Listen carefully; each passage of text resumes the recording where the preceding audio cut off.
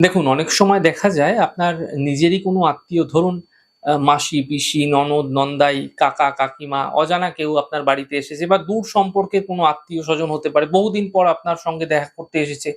দেখা যাচ্ছে যেই আপনার ঘরে আসুক না কেন, আত্মীয় হোক, আত্মীয়স্বজন হোক, পাড়া-প্রতিবেশী হোক, যেই আসুক, সে চলে যাওয়ার পর আপনার ঘরে বা আপনাদের স্বামী-স্ত্রীর মধ্যে দেখা যাচ্ছে ঝগড়া শুরু হয়ে যায়, ঝঞ্ঝাট শুরু হয়ে যায়, অশান্তি লেগে যায় ঘরের মধ্যে। এমন বহু ক্ষেত্রে আপনাদের দেখা যায়। যদি দেখছেন সর্বদাই এমনটি হয়ে থাকে, তাহলে এর হাত থেকে বাঁচার জন্য মূলর সাহায্য নিন। শুনে হয়তো আপনি অবাক হচ্ছেন।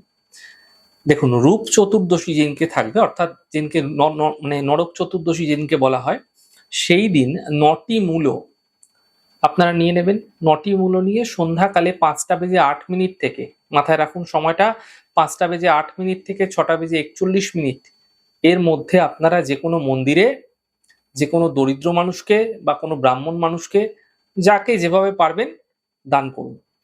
যদি আপনি এ ধরনের কোনো রকম অশান্তি আপনারা লক্ষ্য করছিলেন, তাহলে মূলো কাউকে খেতেও দিতে পারেন এই সময়কালে, মানে এই দিন।